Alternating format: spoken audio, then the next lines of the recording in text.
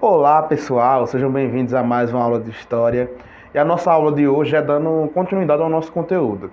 Hoje iremos ver o despotismo esclarecido. Eu expliquei para vocês na outra aula um pouquinho do que foi as ideias liberais, os principais pensadores do iluminismo, do liberalismo. E eu também falei do Voltaire, que era um pensador, né? Ele era a favor da monarquia, não era a favor do fim da monarquia, mas defendia algumas mudanças. Lembra que eu falei isso, né? Bom, se vocês não lembram, eu vou deixar o link aqui na descrição do vídeo para vocês darem uma lembrada.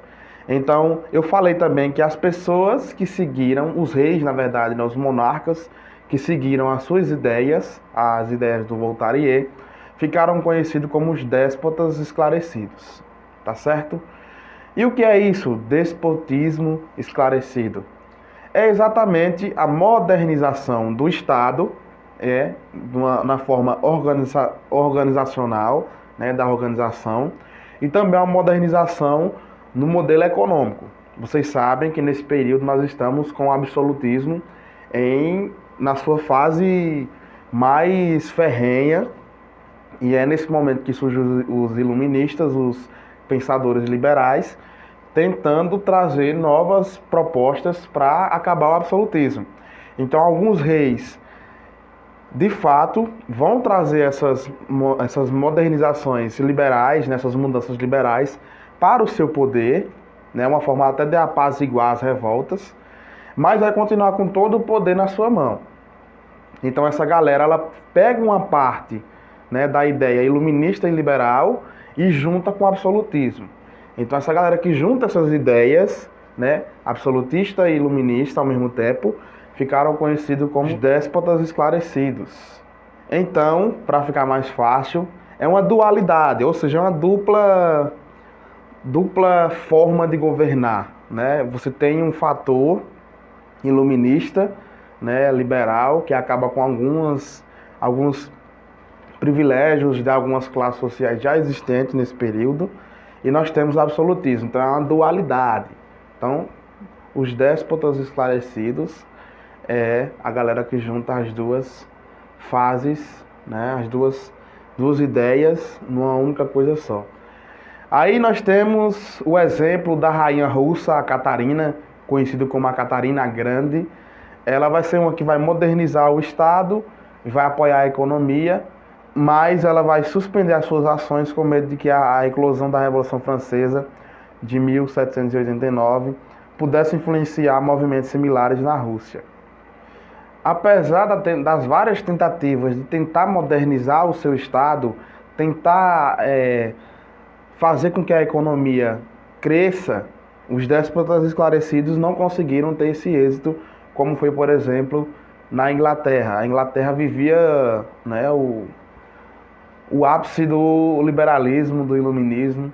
Então não conseguiram rivalizar, né? Tem uma rivalidade com a Inglaterra, com o liberalismo inglês, por exemplo. Então é por causa disso que muitas e outras monarquias ou estados vão cair nesse período, porque infelizmente continua tendo vários e vários problemas, né, com a fome, com a economia, com a segurança. Isso vai fazer com que a galera se revolte contra a grande parte das monarquias e estados na Europa nesse tempo, né? No século XVIII, XIX, XX. Tá certo, pessoal? Então a gente tem um exemplo dos déspotas esclarecidos em vários países. Eu falei o da Rússia, né? Da Catarina. E também temos Portugal. Portugal, nesse período, nós temos o Dom José I. Para vocês que não lembram, eu falei disso em outro momento, que o Marquês de Pombal ele foi, né, escolhido para ser o primeiro-ministro de Portugal. Ele era o cara que ia resolver os problemas econômicos, sociais, tanto lá em Portugal como nas suas colônias. E o Brasil está envolvido nisso. Qual é a primeira coisa que Marquês de Pombal faz quando ele chega aqui no Brasil? Ele expulsa os jesuítas e muda a capital de Salvador para o Rio de Janeiro para tentar deixar as questões do ouro mais próxima da capital da colônia.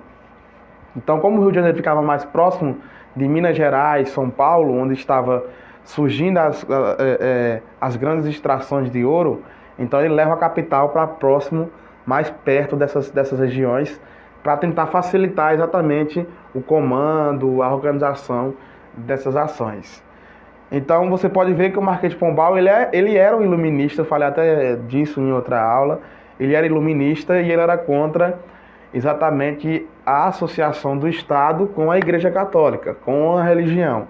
E uma ideia dos iluministas é exatamente a separação da Igreja do Estado. Então o Estado ele não deve estar junto com a Igreja. O Estado ele deve ser um Estado laico, ou seja, não deve ter uma religião.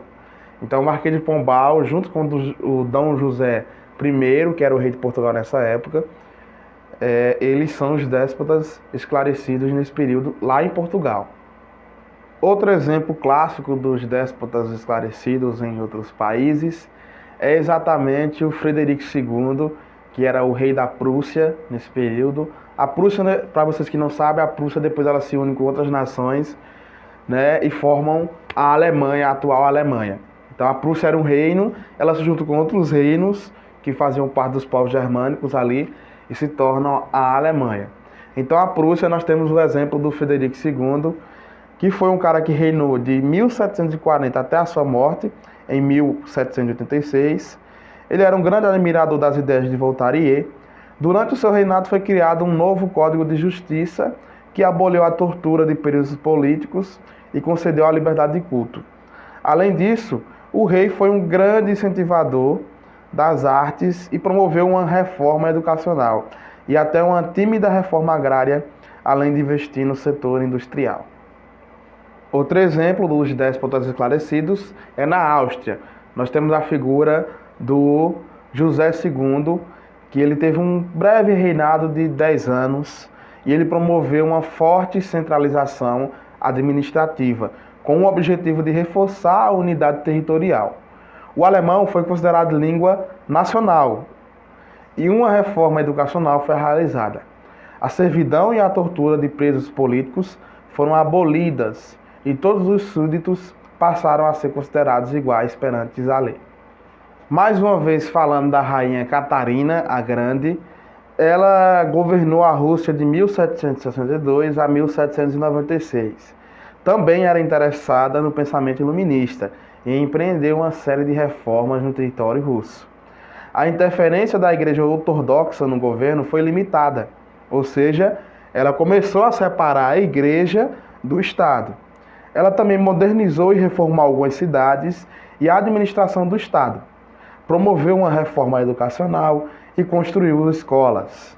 No entanto, suas reformas foram suspensas com o avanço da Revolução Francesa de 1789, porque ela temia a influência das ideias revolucionárias.